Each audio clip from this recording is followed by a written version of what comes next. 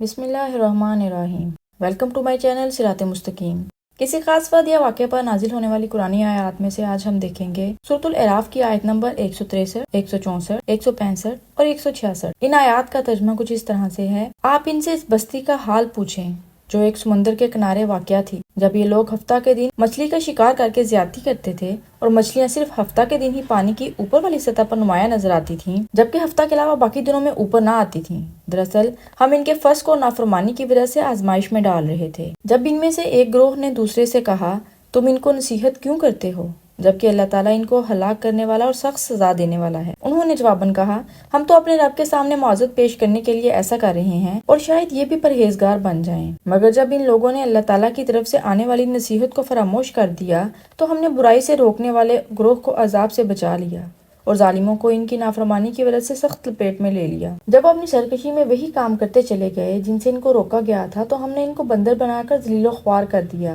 اس واقعے کی تفصیلات کچھ اس طرح سے ہیں۔ حضور اکرم صلی اللہ علیہ وآلہ وسلم کا فرمان ہے کہ اللہ تعالیٰ نے بنی اسرائیل کے لیے جمعۃ المبارک کو بطور خاص عبادت کے لیے مقرر کیا تھا، مگر بنی اسرائیل نے ہفتہ کے دن کو عبادت کے لیے خود مقرر کر لیا۔ چنانچہ اللہ تعالیٰ نے آزمائش کے طور پر بنی اسرائیل کے لیے ہفتہ کا دن عبادت کے لیے مقرر تو کر دیا، ساتھ ہی اس بات کی پابندی لگا دی کہ تم میں سے کوئی بھی ہفتے کے دن عبادت کے علاوہ کوئی دوسرا کام نہیں کرے گا، یہاں تک کہ نہ وہ ہفتے کے دن کھیتی باڑی کر سکے گا، نہ ہی شکار کرنے کی اجازت تھی۔ اس ضمن میں اتنی سختی کی گئی کہ جو شخص بھی دنیاوی کام کرے گا وہ واجب القتل ہوگا۔ بنی اسرائیل کے لوگ چونکہ سمندر کے کنارے رہائش پذیر تھے، اس لیے ان کی خوراک کا زیادہ تر انحصار مچھلی کے شکار پر تھا۔ اسی بنا پر جب اللہ تعالیٰ کی طرف سے ان پر آزمائش کے طور پر پابندی عائد کی گئی کہ ہفتے کو شکار نہ کریں گے، تو اللہ تعالیٰ نے ان کے اس آزمائشی امتحان کو مزید بڑھایا کہ صرف ہفتہ کے روز ہی مچھلیاں پانی پر نمایاں طور پر نظر آتی اور اس قدر نظر آتی کہ اس روز ایسا معلوم ہوتا کہ وہ اپنے ہاتھوں سے جتنی مچھلیاں چاہیں پکڑ سکتے ہیں۔ ہفتہ کے علاوہ انہیں مچھلیاں پکڑنے کی تو اجازت تھی، مگر اللہ تعالیٰ کے حکم سے مچھلیاں پانی کے نیچے چلی جاتی تھیں۔ اس طرح وہ جال بھی لگاتے تو مچھلیاں جال میں بھی نہ آتی۔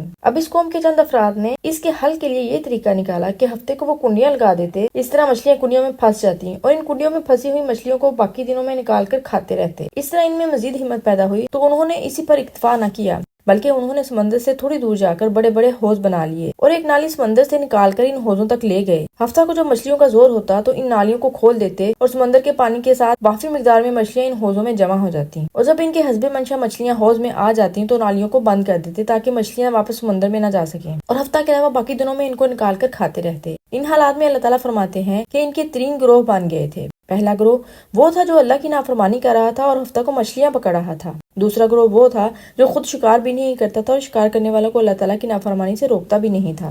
تیسرا گروہ، جیسا کہ آیت نمبر 164 میں ہے، وہ تھا جو دوسرے گروہ کو یہ کہتے ہوئے تبلیغ سے روکتا تھا کہ تم ان کو تبلیغ کے ذریعے شکار سے کیوں روکتے ہو؟ یہ تمہارے کہنے پر نافرمانی سے نہیں رکیں گے، ان پر اللہ کا عذاب آ کر رہے گا۔ آیت نمبر 165 کے مطابق تیسرے گروہ کے اس سوال کے جواب میں دوسرے گروہ کے لوگ یہ کہتے، ہم تو اس لیے روک رہے ہیں کہ قیامت کے روز ہم اللہ تعالیٰ سے عرض کر سکیں گے، ہم تو انہیں روکتے تھے لیکن یہ نہ رکتے تھے۔ اور آیت نمبر 166، اس پر اللہ تعالیٰ فرماتے ہیں کہ جب یہ لوگ نافرمانی میں حد سے زیادہ بڑھ گئے تو ہم نے ان کو عذاب نازل کیا اور ان کی شکلیں بندروں کی طرح بنا دی۔ یہاں مفسرین کا اختلاف ہے۔ علماء کا ایک گروہ یہ کہتا ہے کہ ان میں جو گروہ تبلیغ کر رہا تھا اس کو عذاب سے بچا لیا گیا، جبکہ باقی دونوں گروہوں پر اللہ کا عذاب آیا۔ کچھ علماء کا خیال ہے کہ پہلے گروہ پر عذاب آیا جبکہ دوسرے گروہ کو بچا لیا گیا اور تیسرے گروہ کے متعلق قرآن خاموش ہے، لہٰذا وہ بھی نجات پا گیا۔ جبکہ ایک تیسرا خیال ہے کہ تیسرے گروہ پر عذاب تو آیا مگر ان کی شکلیں بندروں کی طرح نہیں بنائی گئیں، لہٰذا ہم سب پر اللہ تعالیٰ اور اس کے رسول صلی اللہ علیہ وآلہ وسلم کے حکم کے مطابق لازم ہے کہ ہم اپنے آس پاس کے لوگوں کی نیکی کی تلقین کرتے رہیں اور برائی کے کاموں سے روکتے رہیں۔